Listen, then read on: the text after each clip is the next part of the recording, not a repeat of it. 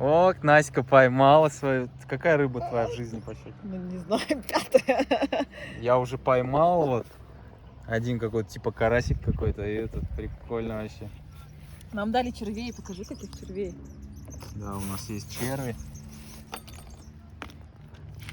Вообще О, здоровеннейшие. красавцы вообще. Так что все, пошло, давай. Крючок высовывай. Ловим дальше.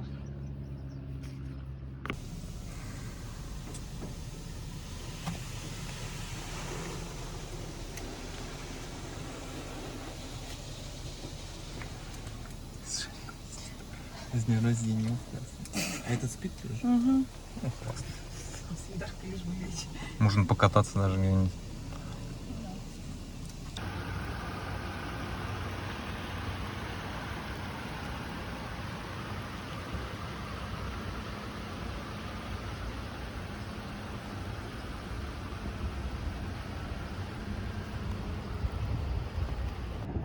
Так, у нас тут идет обучение Насти вождению. Вот импровизированная тут парковочка у нас нашли. Он едет, сейчас будет задом парковаться у нас. Настя, красивый какой закат, ну прям как этот Миядзаки. Обалдеть. Сейчас Настя едет задом.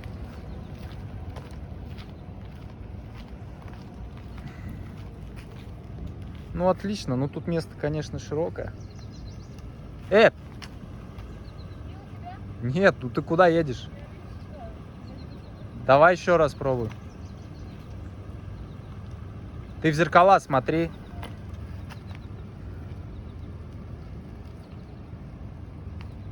Да. В середину меться сразу.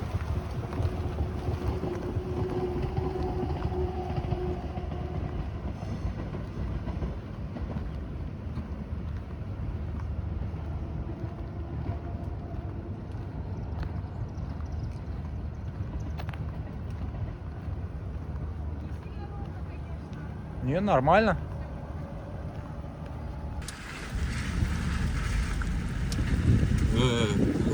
В яму не заезжаем, на камни.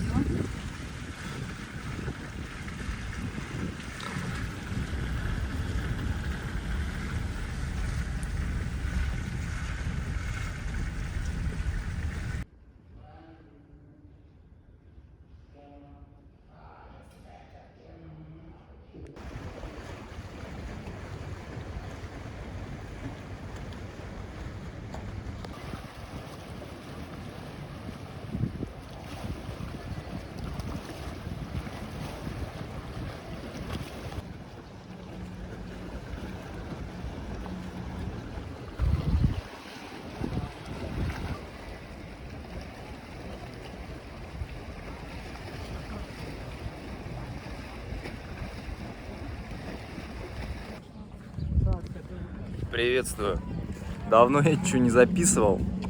В общем, сейчас я нахожусь в Кливленде, штат Огайо, на берегу на берегу озера Эри. Вот.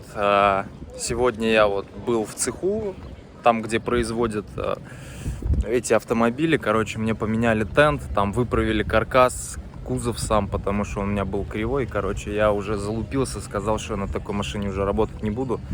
И, в общем, мне пообещали вообще другую машину, потому что я вот все это время езжу без круиз-контроля. Меня что-то так задолбала эта работа. Ну, что-то вот накалилось, все, я говорю, все нахрен, я, короче, отказываюсь от этой машины. Ну, меня уговорили еще, короче, вообще работать и как бы... Конечно, компания хорошие бабки зарабатывает на таких водителях, как я.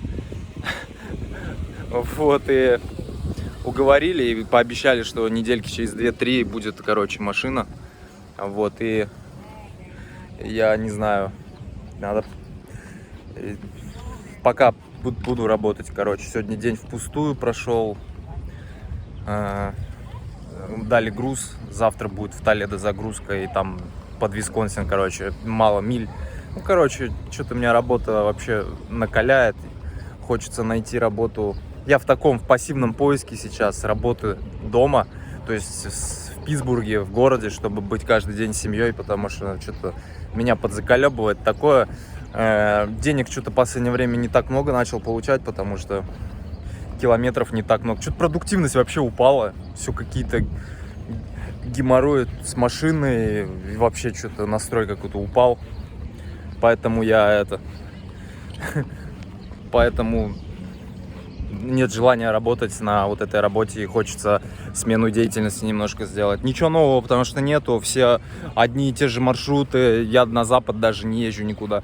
Там, чтобы это в Калифорнию, например, там в Орегон, на западное побережье вообще ни разу не ездил. Хотя я говорю диспетчеру, как бы давай, он меня старается домой привозить, и к нему претензий нет, я дома зато почти каждые выходные. Но вот, в общем, такая усталость от работы, естественно, я ничего не снимаю, потому что уже и снимать нечего, все одно и то же. Реально все одно и то же. И у меня настроя нет снимать, я извиняюсь, конечно, потому что многие говорят, что давай снимай что-нибудь, хватит там халтурить, а все, ничего интересного нет.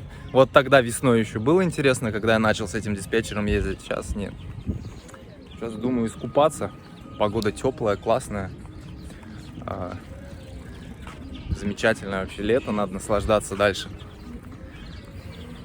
Я даже совсем не записывал, но у меня был отпуск неделю. В общем, и мы ездили на побережье Атлантики. Там я тоже ничего не снимал практически, так маленькие кадрики. Чисто для себя, можно сказать. И вот ездили, хорошо отдохнули. Там остров такой с конями. Коняшки дикие там бегают. Ну, здорово. Ну, они как дикие, полуручные такие, конечно. Они ж людей постоянно видят. Но здорово. Здорово отдохнули. Вот, и, конечно, в такую, ну, вообще летом работать, естественно, не хочется, ну, нафиг. Хочется на даче где-нибудь валяться, ягоды собирать, а не вот это вот все. Вот, так что, вот так.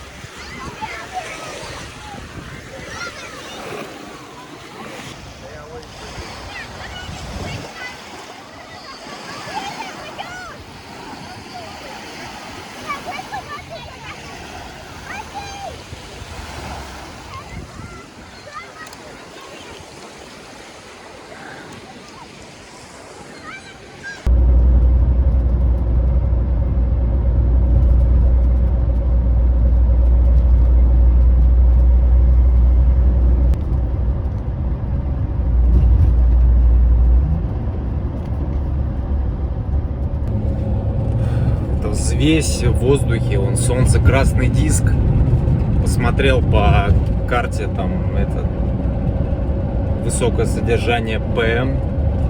Ну, это мелких частиц, короче, я не знаю, откуда они прилетели, может быть, с пустыни начинают. Короче, пару дней уже вот так вот такое небо.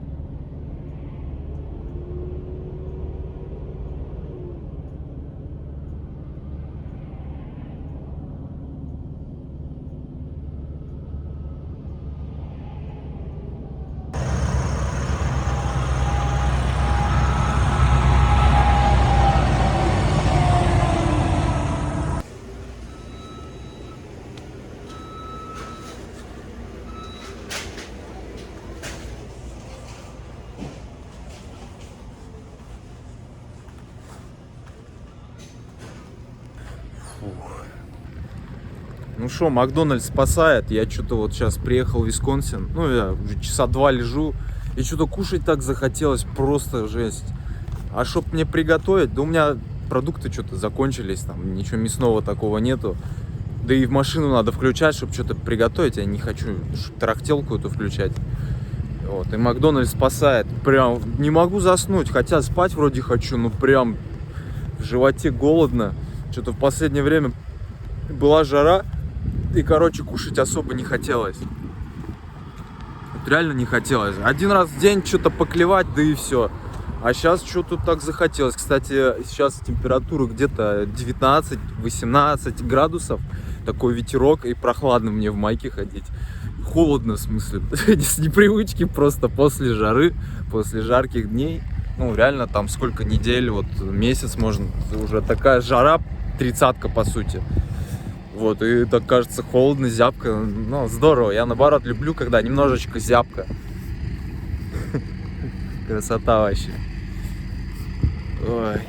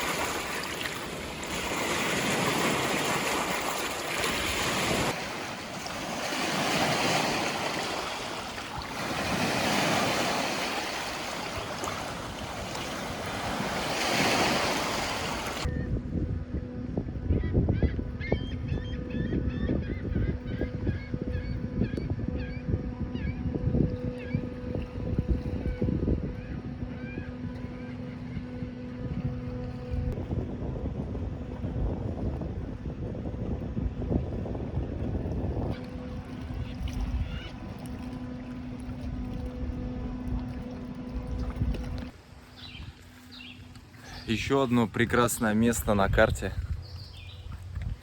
Зарядился немножечко. Можно ехать дальше.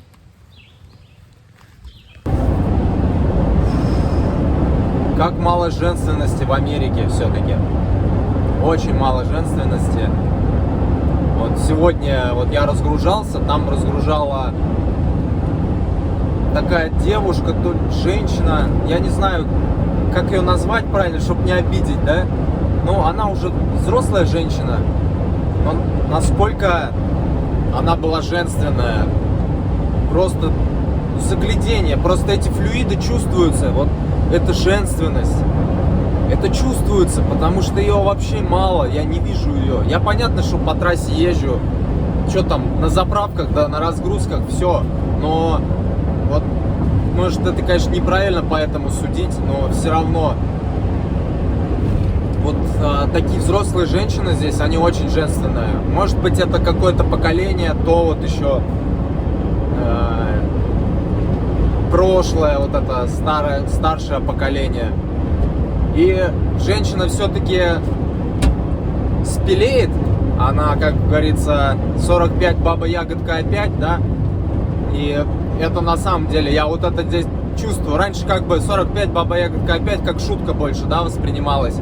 А сейчас вот я это чувствую, просто попадаются такие вот женщины, у которых отличная фигура, вообще там молодухи ходят, они, блин, все жирные. Ну, не все, конечно, я так утрирую просто, но там не следят за собой. А вот такие старшее поколение, у них такие фигурки, это, видимо, поколение там 80-х, 70-х, вот это вот. И они вот реально все такие подтянутые, стройные, женственные. Приятно смотреть. Это я просто как мужчина говорю, и я не могу этого не замечать. Но женственности здесь очень мало, прям не хватает. Очень тяжело из-за этого.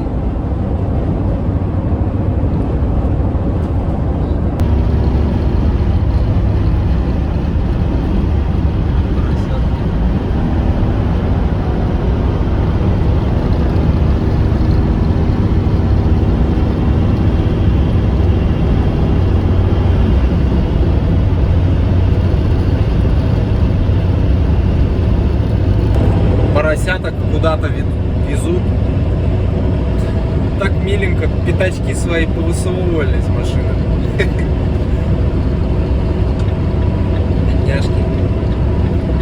Малыши. Они же ни в чем не виноваты. Ну что, короче, я в штате Айова. И у меня есть реальная перспектива застрять на выходные. Я сегодня разгрузился утром, а вот потом нашли груз мне, я поехал его забирать. И, короче, меня отказались грузить, говорят, что твоя машина не подходит. Я все объяснил, говорю, что можно так сделать. Они говорят, у нас нету загрузки outside, ну то есть наружной загрузки, ну то есть, чтобы форклифт выезжал на улицу, меня грузил. В общем, черти не захотели грузить, ну какая-то стрёмная контора вообще. И все, ну еще не все, но не знаю, время 3, вряд ли уже что-то найдется. Места здесь такие тухлые. Посмотрим. Жара еще здесь вообще ужас. Ну как ужас, не ужас, конечно, духота. Не просто солнце печет, но душно, короче. Где-то 32 сегодня, по-моему.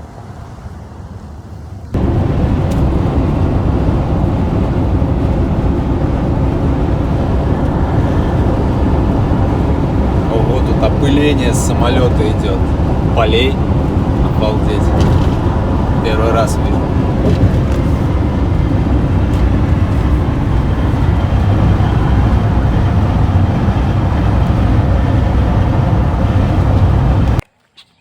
Так, ну что, выходные у меня свободные.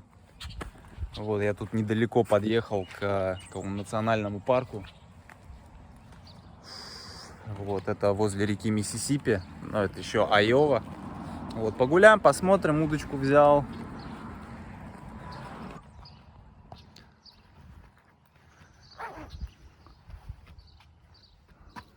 Порт-Луиса. Это, короче, с Миссисипи связаны порты вот. А, вот гнездование этих гусей. Уток, гусей. Вот они все вот так вот идут. По рекам в основном. По рекам, да. Nature Air Traffic. Вот, да, все по реке они поднимаются, спускаются. Получается миграция. Интересно. Вот туалеты тут. Все как надо, как всегда. Ну что, сделаю обзор туалета. Как всегда, такое российское ощущение, что общественный туалет, сейчас зайдешь, там все засрано, что прям на входе уже насрано. И не то, чтобы там сядешь на унитаз. Уху. Фига, тут как чистенько, аккуратненько, красивенько. Обалденно все.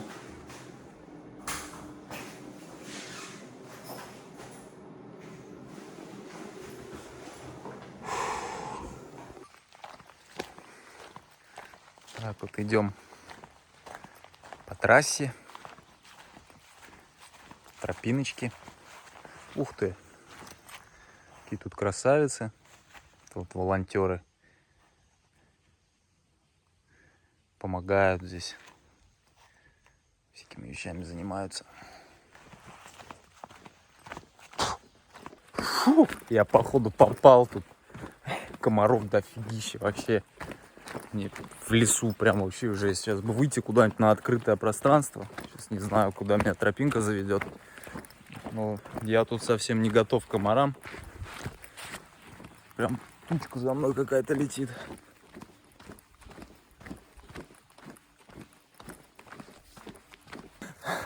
Нафиг, я сваливаю отсюда.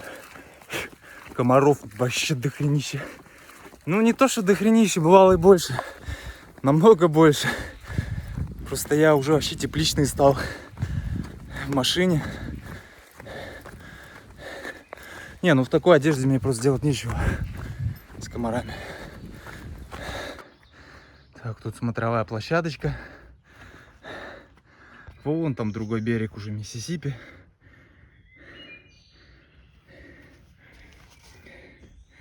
Получается, правый берег здесь пологий тоже, как на Волге. Левый такой плоский.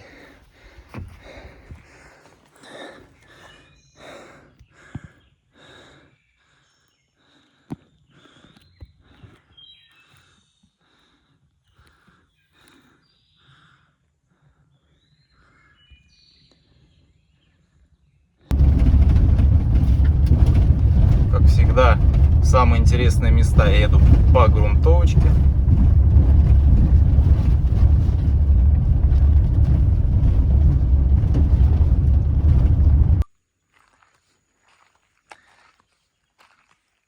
Ну что, вот она, Миссисипи матушка.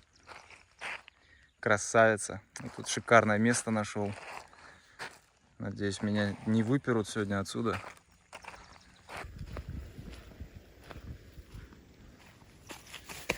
Ой.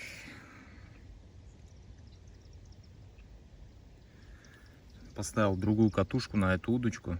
Но она, конечно, тоже не очень сюда подходит, к этой удочке самой, потому что она тут крутится, когда получается, ну, не то, короче, не к этой конструкции.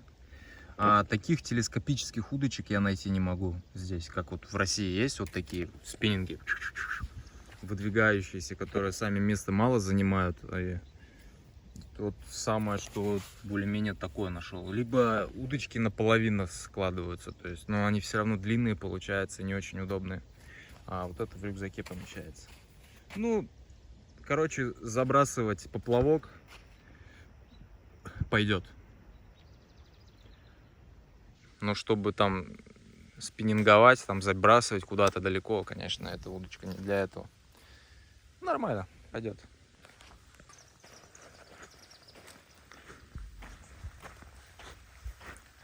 Здесь машины тоже стоят, тут ребята на лодке уплыли.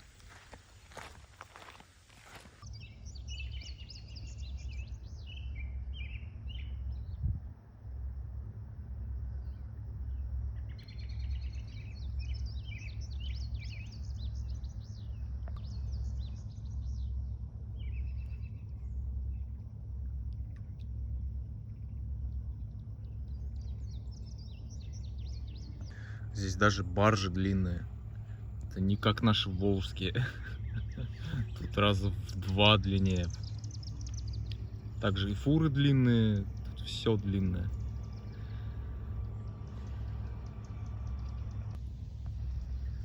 Черепаха тут еще плавает. Вот интересная штука вот эта вот. Во, во, во. Как будто дождик. Вообще непонятно. Я не понимаю, что это. Как будто водомерки ощущения, но это не водомерки.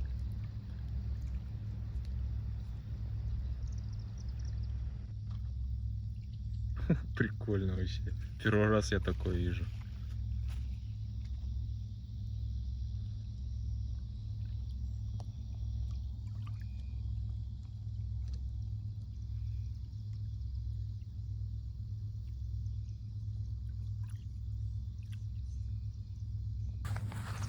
Миссисипи очень живая река, это прям чувствуется. Ну, во-первых, потому что, ну, я опять же сравниваю это с Волгой, потому что я-то с берегов Волги рожден, вырос. Миссисипи, на ней нет ГЭС ни одной. Я не изучал этот вопрос, нет, ни одной ГЭС на ней нету по-любому, потому что здесь везде стоят дамбы. А вот здесь вот стоит дамба, по-моему, чтобы она не разливалась. Но это то же самое, как Хуанхэ. На ней строить ГЭС, то есть это нереально. То есть, потому что рельеф не позволяет, река разливается очень сильно. То есть, если тут поставить ГЭС, ну если даже, допустим, найти место какое-то, предположить, то там такие масштабы просто затопят, ну, огромные. А это не нужно все-таки, слишком большой масштаб.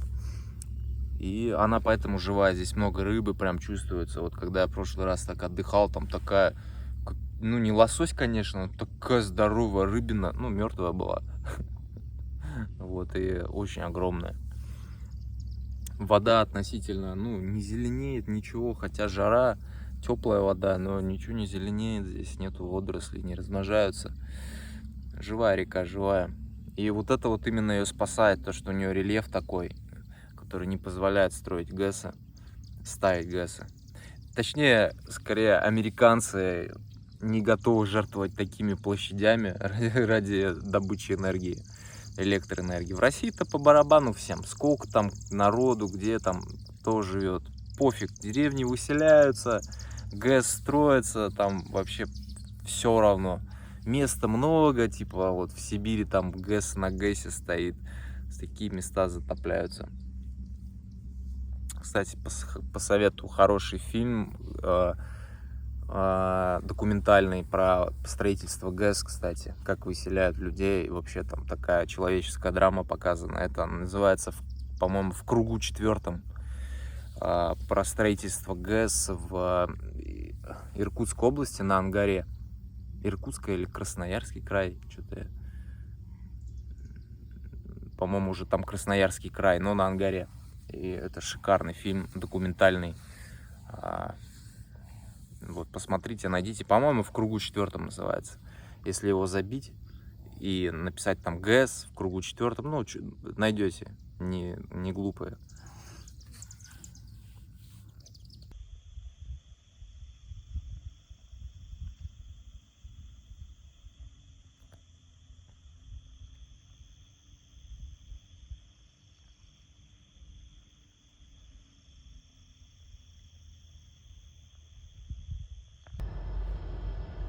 Здесь прикольно, баржи, у них с двух сторон прожектора, и они освещают все берега для того, чтобы, ну, для навигации.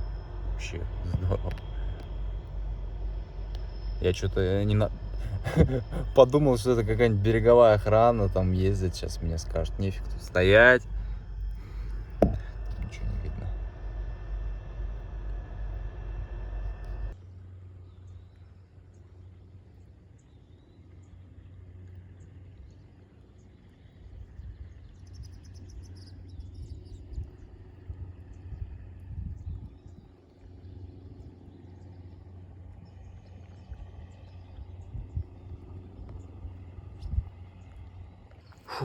Поспал вообще отлично. Никто не приезжал, ночь хорошая была. Правда, жаркая, мне пришлось включить кондер, ну, завести двигатель и включить кондер. Не то чтобы даже жарко, комары еще летали. И вообще там столько переубивал их, покусали нормально.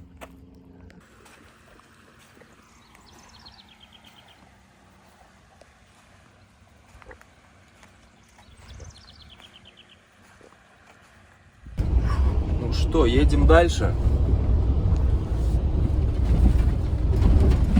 Сегодня суббота, утро, время еще много, найдем другие места.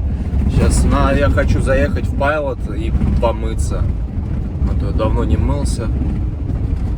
А дальше посмотрим. Я еду к городку Давенпорт. Вот. Диспетчер сказал, что возможно сегодня будет груз там. У них там резервный диспетчер сегодня работает и типа может выстрелить и поближе быть к Чикаго. Вот многие думают, наверное, как вот можно путешествовать годами, да? Как, например, я вот там 2 года, одно путешествие. Да, то есть как можно? На самом деле все очень легко. Сложно первые там пару месяцев, наверное, а потом все идет по накатанной. Человек привыкает ко всему, к любым условиям жизни, в любых условиях. Вот сейчас и это становится твоим уютом. Какое бы там путешествие бы ни было, трудное, это становится твой уют. Ты находишь ощущение, как будто ты всю жизнь так жил. Вот сейчас у меня такое же ощущение вот с этой работой. И тебе, самый вот важный момент, ничего не хочется менять. Ты вот нашел свой уют, да, вот я нашел как бы свой уют, вот еду на этом бокстраке, там хороший диспетчер, в принципе, в компании там со всеми общаюсь, в принципе, нормально. Ну, по телефону, конечно, я не знаю даже, как они все выглядят, но не суть. И ничего не хочется менять. Какой-то свой уют вот такой создался. Но это не уют скорее, это просто болото, которое тебя затягивает, и тебе ничего не хочется менять. Вроде и так нормально, ничего нового не хочется. Боишься, точнее. Но вот оно может и хочется, потому что эта работа, это далека до идеала и по финансам, и вообще по своей сути. То есть это не то, чем я хочу заниматься. Поездить, да, прикольно по стране, но мне, человеку семейному, да, с 2 детьми, это работа, когда ты в лучшем случае раз в неделю домой приезжаешь на сутки, там, 1,5-2, 2 там вообще максимум. И это вообще не та работа совсем. И вот это вот болото, вот я, наверное, оказался в этом болоте сейчас, из которого трудно выбраться. Вроде как бы и деньги есть, там, стабильно, отношения хорошие, там, но это ложно все на самом деле. Вот люди всю жизнь так и проживают, так и существуют всю жизнь на заводах. Понятно, советских людей брать пример так особо не будем, потому что там выбора особо тоже не было. Но нет, это все равно советский человек в каждом из нас живет, такой вот, который вот, отработают там 30 лет, ветераны труда дадут, условно говоря, да, работаешь, вроде все стабильно. Стабильность вот эта вот, она как раз это вот это болото, вот это засасывает, вот эта стабильность. Вот Россия же у нас что?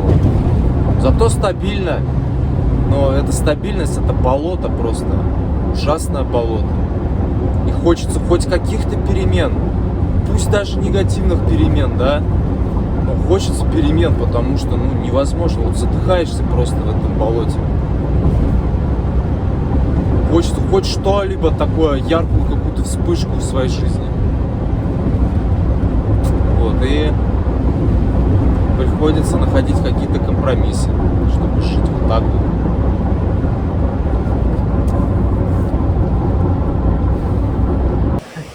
Кстати, я вчера только говорил про то, что нету здесь дамб. Я ошибался. Вот дамба, здесь можно вот гулять. Но я не знаю, ГЭС она или нет, но тут есть шлюзы, все дела. Вот уровень видно какой разный.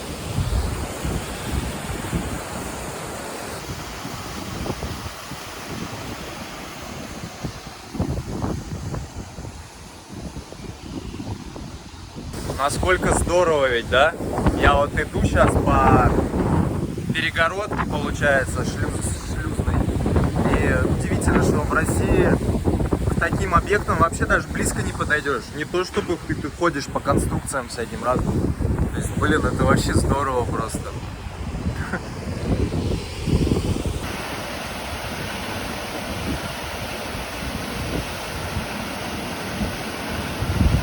Ух ты, сброс воды пошел.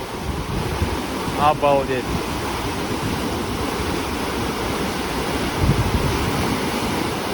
Вау. Вода там моментально прям падает.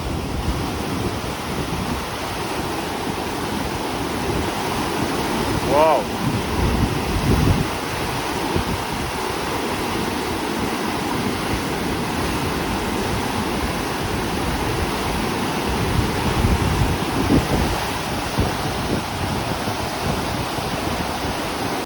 Так, сейчас будут ворота открывать. Вот, открываются уже. Воду спустили со шлюза. Сейчас будут тут лодочки заезжать.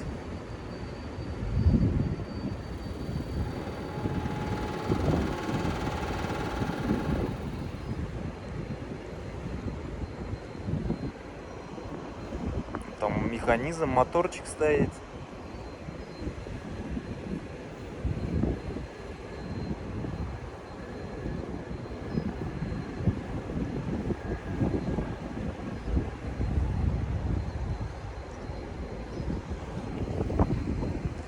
Вон там лодочки на подходе уже сейчас будут заезжать.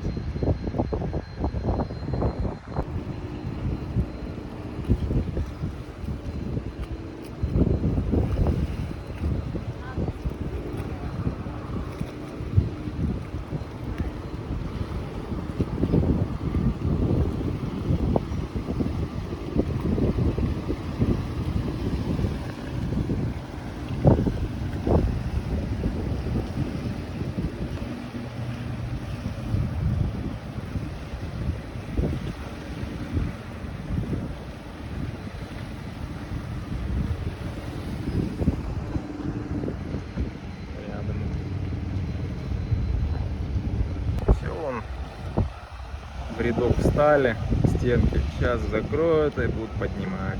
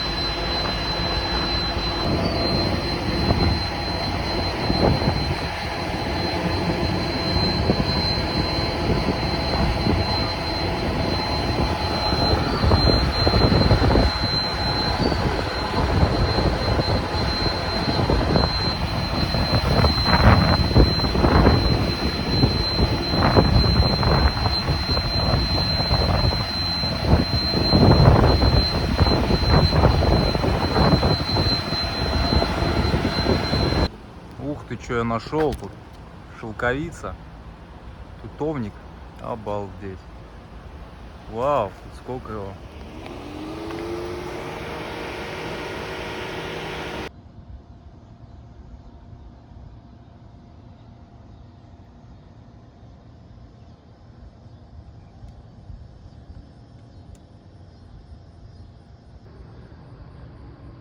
Ну что, сегодня днем поспал.